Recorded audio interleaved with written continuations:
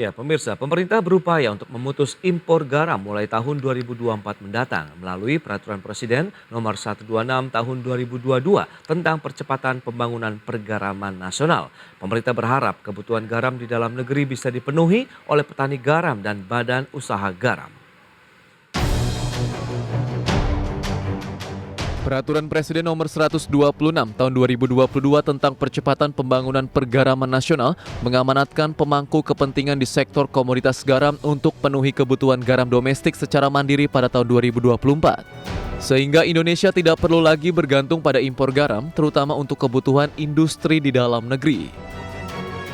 Adapun percepatan pembangunan pergaraman nasional dilaksanakan pada Sentra Ekonomi Garam Rakyat atau SEGAR, yaitu kawasan usaha pergaraman yang dilakukan secara terintegrasi. SEGAR sendiri ditetapkan pada provinsi yang memiliki potensi pengembangan usaha pergaraman dengan kriteria tersedia lahan untuk produksi garam, prasarana dan sarana usaha pergaraman, pangsa pasar garam, dan dukungan dari pemerintah pusat, pemerintah daerah, dan atau pemangku kepentingan. Sementara itu, Asosiasi Petani Garam Rakyat Indonesia atau APGRI menyatakan siap untuk memenuhi kebutuhan garam dalam negeri. Namun harus didukung dengan harga garam yang baik dan memiliki nilai ekonomis tinggi, sehingga para petani garam akan berproduksi secara maksimal. APGRI menambahkan peningkatan produksi garam di dalam negeri harus didukung oleh beberapa faktor selain kondisi cuaca, yaitu penggunaan teknologi baru dan kebijakan pemerintah pusat dan daerah yang mendukung terbukanya pasar untuk garam produksi anak bangsa. Jakarta, Tim Liputan IDX Channel.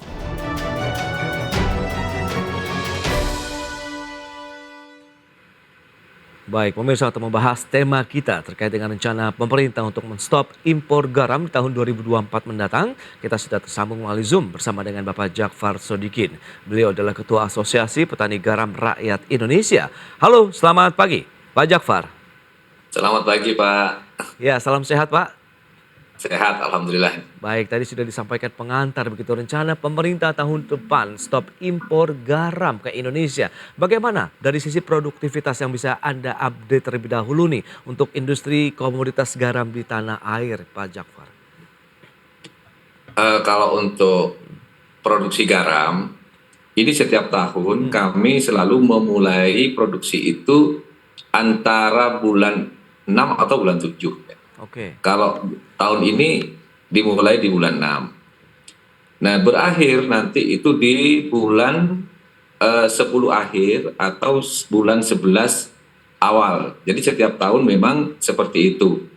Jadi kalau kita bicara kebutuhan garam secara keseluruhan dibandingkan dengan suplai yang ada di kita ya, di petani kita, memang kebutuhannya itu sepanjang tahun itu kan harus tersedia. Sedangkan produksi itu hanya di bulan 7 sampai bulan 10 ya, antara sekitar 4 sampai 5 bulan saja. Itu kadang yang menyebabkan ada kekurangan garam di awal-awal tahun. Karena kita memang belum produksi. Untuk tahun ini dengan dukungan cuaca yang bagus ini kelihatannya kita akan produksi di 2,5 juta ton. Kalau kita bicara Perpres 126, kalau kita akan menyetop impor tahun 2024, untuk tahun 2023 ini kemungkinan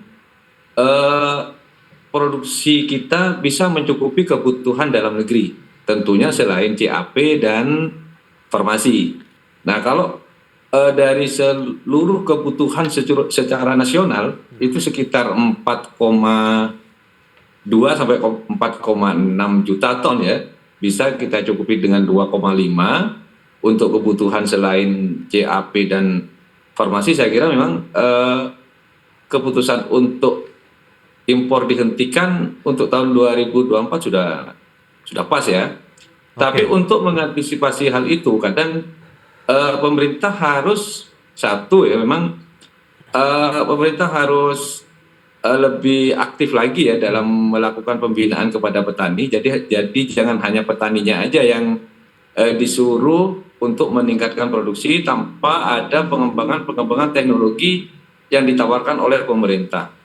ada beberapa teknologi yang sudah dikembangkan oleh pemerintah, dikenalkan kepada kami, dan ternyata memang berhasil seperti HDPE atau geomembran, itu efektif meningkatkan produksi kita sampai 50%. Ini produksi menjadi bagus, dan kualitasnya juga bagus untuk di kita. Jadi kalau untuk produksi, saya kira Oke. untuk 2024 aman lah ya. Ya, ya. Pak Jakfar, kalau kita lihat dari sisi produktivitas petani garam Indonesia begitu, ini lebih kepada untuk memenuhi kebutuhan masyarakat sehari-hari kah? Atau berbeda kalau kita bandingkan dengan untuk garam industri? Dan wilayah mana saja sih yang menjadi sentra produsen garam di tanah air? Kadang saya juga agak bingung dengan pertanyaan yang seperti ini ya. Garam industri atau garam konsumsi? Hmm, Garam rakyat ini mencukupi garam konsumsi kah aja, atau hanya konsumsi aja, atau bisa ke industri? betul. Karena setahu saya, untuk industri pun sebenarnya bisa, asal Oke. garam rakyat ini diolah terlebih dahulu. Nah, jadi pemerintah ini juga harus menyediakan pengolahan-pengolahan, dan ini sudah berjalan. Ada beberapa sentra Oke. produksi yang dibantu dan memang berhasil dalam meningkatkan NaCl ya, karena industri itu persyaratannya 97%.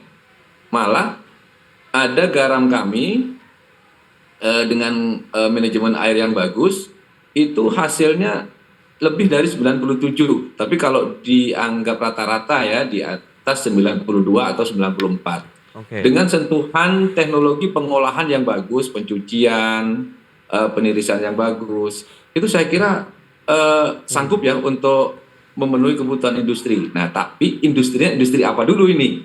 Tapi Oke. kalau industri kayak CAP dan farmasi, kita memang belum sanggup untuk ke sana. Tapi kalau untuk industri eh, penghasilan ikan, Ya. snack-snack, kerupuk, atau aneka makanan, eh, itu kita sanggup untuk memenuhi kebutuhannya. Apalagi untuk konsumsi langsung ya, untuk ibu-ibu rumah tangga, karena garam kita ini lebih bagus mutunya untuk dimakan langsung, karena mengandung kalsium dan magnesium yang dibutuhkan oleh tubuh kita. Baik. Nah, untuk wilayah yang menjadi sentra produsen garam sendiri mana saja? Terutama di Madura ya, untuk Jawa Oke. Timur itu Madura, ada Pasuruan, ada Lamongan, ada Tuban, terus ada juga Surabaya sendiri, di Gresik juga ada, itu untuk Jawa Timur ya. Oke. Terus untuk Jawa Tengah seperti Rembang dan Pati itu sentranya ya, ada juga eh, Demak, ada Jepara, Ya. itu termasuk sentra. Jawa Barat juga ada Kerawang, Oke. terus ada di Sulawesi Jeneponto dan Takalar, dan juga ada yang dikembangkan oleh pemerintah seperti di NTT. Ini sudah mulai kelihatan hasilnya meskipun tidak begitu banyak ya. Memang untuk membuat tambak garam tidak seperti sulapan Pak memang. Nah, ini di NTT potensinya sangat besar sebenarnya, sangat luas Oke. tanahnya, asal bisa dikerjakan, dikembangkan dengan bagus, akan menghasilkan garam yang bagus juga. Baik, mengingat daerah kita geografi, demografi dan lain-lain Indonesia yang kita tahu banyak pesisir pantai begitu, dan kenapa banyak pertanyaan juga hingga saat ini kenapa kita masih melakukan impor garam dari luar negeri begitu Pak Jafar. Kendalanya lebih di mana? SDM kah? Kemampuan dari sisi teknologinya atau apa nih Pak Jafar? Ya, memang tidak semua garis pantai kita itu bisa dijadikan tambak garam, Pak. Oke. Seperti kita contohkan di Madura aja atau di Jawa. Di Jawa ini bagian utara ini bisa jadikan garam, tapi di bagian selatan tidak bisa karena pantainya terjal, curam, ombaknya juga besar. Jadi sangat mengganggu. Di Madura pun juga seperti itu. Di bagian selatan ini bisa dijadikan garam, tapi Oke. sebagian utara, sebagian itu tidak bisa karena memang pantainya itu berkarang dan ombaknya juga agak besar, jadi merusak tanggul. Dan Oke. juga daerah Katulistiwa itu sering terjadi hujan. Nah, kalau sudah terjadi hujan ini biaya produksinya menjadi mahal. Jadi tidak visible ya untuk kita membuat garam. Di Aceh juga ada dikembangkan dengan metode tunnel atau prisma. Bisa jadi garam, tapi garamnya menjadi mahal. Nah, ini apakah kita bisa lanjutkan atau tidak? Nah, ini kalau kita lihat, ini tunnel ya, barusan di Iya. kamera, itu bisa jadi garam, di Aceh juga bisa. Nah, kenapa harus pakai tunnel? Karena memang di sana panasnya cuma hanya 15 hari, setelah itu hujan. Terus 20 hari nanti hujan. Nah, ini yang menjadi high cost ya untuk biaya produksi. Apakah bisa petaninya mengembangkan, bisa Oke. menjual hasil panennya? Nah, ini kita hitung-hitungan kembali dari segi ekonomisnya bisa atau tidak. Tapi Baik. kalau secara garis besar seluruh Indonesia untuk tahun ini saya yakin bisa mencukupi kebutuhan nasional selain CAP dan farmasi. Baik, itu dia sudah ada kepastian berarti ya dari teman-teman petani garam rakyat Indonesia bahwa bisa memenuhi apabila benar-benar diterapkan pemerintah stop impor garam di tahun 2024 mendatang. Nah, strateginya berikutnya apa yang harus dilakukan juga baik dari sisi pemerintah maupun para petani sehingga nanti produktivitas dan kualitasnya juga semakin meningkat begitu di beberapa waktu ke depan. Kita bahas di segmen berikutnya Pak Jafar, kita akan jeda sebentar. Ya, Pak. Ya pemirsa, kami masih akan segera kembali usai pariwara berikut ini.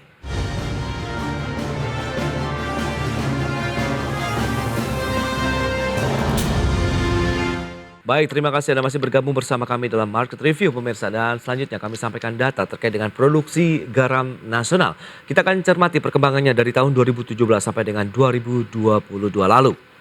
Ya, di tahun 2017 kita lihat tercatat 2,7 juta ton produksi garam nasional dan tidak jauh berbeda dengan tahun 2018 kemudian meningkat menjadi 2,9 juta ton di tahun 2019. Namun kecenderungannya tren sudah mulai turun dari tahun 2020 sampai dengan 2022. Dari 2,9 juta ton turun menjadi 1,4 juta, 1,1 juta ton dan terakhir tahun 2022 859.024 ton untuk produksi garam nasional. Dan bagaimana dengan importasinya kita akan cermati. Impor garam Indonesia di tahun 2017 sampai dengan 2022 kita lihat juga trennya turun. Karena tadi sudah disampaikan produksinya juga mengalami penurunan jadi importasi garam mengalami kenaikan. Baik, dari tahun 2022 itu tercatat sudah 3 juta ton. Kemudian ini kita lihat trennya naik dari tahun 2020 ya yang tercatat 2,6 juta ton untuk importasinya naik menjadi 2,8 juta ton dan 3 juta ton di tahun 2022. Baik, kita lanjutkan kembali perbincangan bersama dengan Bapak Jakwar Sodikin, Ketua Asosiasi Petani Garam Rakyat Indonesia. Pak Jakfar, kalau kita cermati dengan kondisi yang ada, berarti upaya yang harus dilakukan mengejar tahun 2024 ini kan sudah tahun depan. Kalau memang importasi garamnya di stop, kemudian bagaimana upaya yang harus segera dilakukan begitu. Kalau memang tadi ada pemanfaatan teknologi, ada kondisi pesisir pantai yang tidak bisa memproduksi garam, ini kan tentu harus dicarikan solusi yang secara komprehensif begitu Pak Jakfar. Iya, Pak. Jadi kalau lihat dari grafik tadi itu memang betul ya. Seperti penurunan produksi itu ada dua yang mempengaruhi. Satu itu memang cuaca yang memang tidak bisa kita tawar. Waktu itu cuacanya terutama tahun 2022 memang kemarau basah ya. Oke. Tapi kalau tahun 2020 dan 2001 selain cuaca itu adalah motivasi dari petaninya untuk membuat garam. Karena di tahun 2020 dan 2021 itu harga garamnya sangat rendah sekali. Sayangnya di sini tidak ada grafik tentang harga ya. Oke. Perlu saya bilang harga waktu itu sekitar 500 sampai 600 rupiah per kilogram di atas truk. Jadi kalau yang tempatnya jauh itu biayanya habis di biaya distribusi aja, Pak. Oke. Jadi memang petaninya tidak bisa untuk hidup aja tidak bisa, kenapa saya harus buat garam. Jadi ada Iya. sebagian besar atau sebagian kecil tambah itu memang tidak digarap oleh petaninya. Nah, Oke. menghadapi tahun depan yang memang tidak boleh atau tidak, kalau perpres ini diterapkan Iya. impor, ini pemerintah satu yang harus dilakukan itu adalah memang gimana caranya memberikan motivasi yang baik untuk petani, mungkin dengan harga yang bagus, harga stabil. Jadi harus ada ketentuan dari pemerintah harganya berapa sih yang enak. Kita petani juga tidak mau minta harga terlalu tinggi, tapi tidak bisa diserap oleh pasar. Oke. Kalau sekarang ini harganya sekitar 3 ribuan ya kalau sekarang. Oke. Tapi tahun ini juga awal bulan 6 atau sekitar awal bulan 5 ya, itu harganya sekitar 6 ribuan, Mbak, karena tidak ada garam. Oke. Nah, ini kami tidak mau dengan harga-harga yang seperti itu ya. Kita Ya, ya. nggak mau enak sendiri, yang penting kita produksi, kita bisa diserap, yang nyerap juga happy gitu loh. Harganya berapa? Jadi ada ketentuan dari pemerintah, jadi tidak terlalu tinggi juga, tidak terlalu rendah. Selain itu juga adalah bantuan teknologi. Kira-kira teknologi apa yang bisa dikembangkan di petani kita untuk mendukung produksi. Jadi ayo kita bicara bareng bagaimana, karena saya yakin pemerintah itu punya punya lembaga-lembaga yang untuk riset teknologi itu. Ayo kita bicara bareng. Terus yang kedua, pemerintah itu harus ada jalan keluar way out, karena cuaca kita ini kan tidak menentu. Begitu ditentukan tidak boleh impor, itu bagaimana? Seperti contoh grafik tadi itu, kita pernah menyentuh harga 2,9 juta ton. Betul. Itu milik rakyat aja di luar PT Garam. Ya. Nah, tapi kelebihan garam kalau kita keluarkan kebutuhan nasional ya, CAP dan farmasi kita keluarkan itu hanya sekitar 2,5 atau di bawah 2,5 juta ton lah kebutuhan yang bisa dicukupi oleh petani. Nah, jadi pemerintah ini juga saya anjurkan untuk membuat seperti Bulog lah. Kalau ada kelebihan garam di produksi tahun 2018 dan 2019 itu disimpan di gudang. Jadi nanti menghadapi tahun 2022 seperti kemarin, simpanan itu dipakai. Nah, kalau memang kurang, ya nggak apa-apa impor. Tapi yang impor ini jangan perusahaan-perusahaan itu masing-masing. Jadi jadinya lihat. Baik. Yang impor ini ada lembaga ini. Jadi terkontrol semuanya kebutuhannya. Ini impor untuk apa, untuk apa, untuk apa. Jadi pemerintah ini tahu. Kalau kemarin kan cuma ditentukan oleh pemerintah kuotanya 3 juta ton. Ini untuk apa aja juga nggak jelas. Oke. Nah, malah kami lihat di pasar, malah banyak yang masuk ke pasar kami, bersinggungan dengan pasar kami dikonsumsi. Barang impornya, Pak? Ini sudah terbukti itu kan, ada beberapa pengusaha nakal yang memang digaruk oleh kejaksaan atau kepolisian. Jadi memang ada buktinya. Gitu. Oke, Pak Jafar, berarti memang diharapkan adalah berarti dari teman-teman ya petani garam adalah tata niaganya yang sudah lebih teratur lah seperti komoditas lainnya, entah itu di beras dan lain-lain ya, Pak Jafar. Betul, Pak. Jadi kalau di beras begitu melimpah diserap Bulog, begitu gagal panen Bulognya yang impor, itu kami berharap seperti itu. Jadi ada jaminan ke kami. Jadi kayak tahun 2020, 2021 itu harganya sampai jatuh seperti itu, kita kelabakan. Kita sudah menggantungkan semua hidup kita di tambak garam. Begitu garam kita panen, harganya yang kita dapat harganya sangat rendah sekali. Dan ini tidak cukup untuk hidup. Kalau saya bisa cerita di sini, wah banyak sekali penderitaan yang kami di sini, yang kami alami di sini, Pak. Ada beberapa orang yang sampai nggak kuat makan, hanya beras aja yang dia punya, lauknya cuma garam sama cabai. Itu memang kenyataan ada, Pak. Nanti saya mau banyak bicara itu, takut pikirannya petani kita cengeng atau bagaimana gitu. Tapi memang itulah kenyataan hidupnya, Pak. Baik, nah kalau dilihat dengan kondisi seperti ini, kira-kira langkah yang sudah dilakukan bagaimana? Kan itu juga ada Perpres nomor 126 tahun 2022 lalu begitu. Implementasinya sudah sejauh mana dari bagaimana merangkul petani garam, pemanfaatan teknologi untuk pengolahan garamnya sendiri, dan garam itu sebenarnya bisa disimpan sampai berapa lama sih kalau memang perlu ada Bulog terlibat ataupun lembaga seperti itu di komoditas garam ini? Dengan Perpres 126 ini adalah angin segar ke kami. Kami berharap, sebelumnya kami berterima kasih ya kepada pemerintah karena Perpres ini memang harapan kami memang, Pak, untuk menjadi dari payung hukumnya memicu untuk kebijakan-kebijakan berikutnya yang dikeluarkan oleh KL atau kementerian terkait. Jadi seperti itu, Pak. Nah, nextnya apa yang dilakukan untuk bisa mengejar produktivitas dengan gap yang tadi dari sisi supply and demand-nya yang masih cukup harus dipenuhi nih? Tadi lupa saya jawab. eh, garam itu disimpan berapa lama. Hmm. Jadi garam ini semakin lama disimpan semakin bagus Pak, karena kadar airnya dia Oke. semakin turun dengan sendirinya. Jadi Baik, tidak baik. ada expirednya untuk garam, karena garam sendiri kan memang untuk pengawet ya sebenarnya ya. Baik. Gitu. Nah, jadi kalau untuk untuk produksi, meningkatkan produksi, Ya. itu saya tadi katakan di depan seperti HDPE ini ternyata bisa meningkatkan produksi sampai 50% lebih, dan dari kualitas KW3 bisa menjadi KW1. Ini Oke. perlu dipelihara untuk geomembran. Jadi saya harap pemerintah ini ada bantuan-bantuan lunak, tidak hanya tapi juga bantuan lunak ini mungkin tidak berbunga, Oke. atau kalau hibah itu tidak mendidik ya nggak masalah. Oke. Kita didik petani kita untuk berinvestasi dan mengembalikan dari hasilnya. Dan Oke.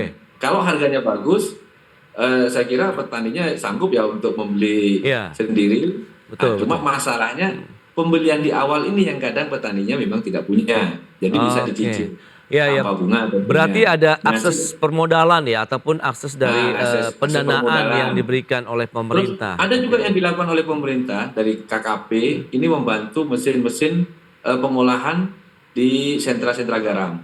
Oke. Ini sudah mulai kelihatan meskipun tidak begitu tidak begitu besar ya, tapi sudah mulai kelihatan. Jadi petani yang dulu menjual garam krosok itu diolah sendiri, setelah jadi baru dijual. Mereka bisa masuk Oke. ke Ya. pakan, Iya, pakan iya. ternak, ngasilan ikan, itu sangat sangat membantu. Baik, itu dia berarti sebenarnya sudah ada bantuan dari pemerintah, tapi diharapkan lebih ditingkatkan lagi untuk bisa bagaimana Betul. kita meningkatkan produksi. Kalau ada harapan kita menjadi swasembada garam begitu ya ke depannya. Baik, Pak. Seperti ini juga Ya. untuk pompa air petani kita masih mengandalkan angin ya, Oke. untuk energinya ya. Jadi begitu angin tidak ada, Hmm. airnya tidak bisa dipompa, padahal kita butuh untuk Oke. memompa. Jadi kenapa pemerintah tidak mengenalkan teknologi energi matahari Iya, iya, iya. Oke, itu dia tuh. kan gitu. Berarti memang Gitu, masih Pak. banyak kebutuhan yang diperlukan nih oleh petani garam Indonesia begitu ya. Baik, Betul. Pak Jakfar, terima kasih banyak atas waktu dan sharing yang sudah Anda sampaikan, dan semoga nanti ada solusi dalam waktu jangka dekat ini ya, paling tidak bisa membantu teman-teman dalam meningkatkan produksi garam nasional. Terima kasih, selamat Amin. melanjutkan aktivitas Anda kembali. Salam sehat, Pak Jakfar. Salam Pak. Ya. Baik pemirsa, 1 jam sudah saya menemani Anda dalam Market Review. Saya Prasetyo Wibowo beserta kerabat kerja yang bertugas undur diri. Terima kasih dan sampai jumpa.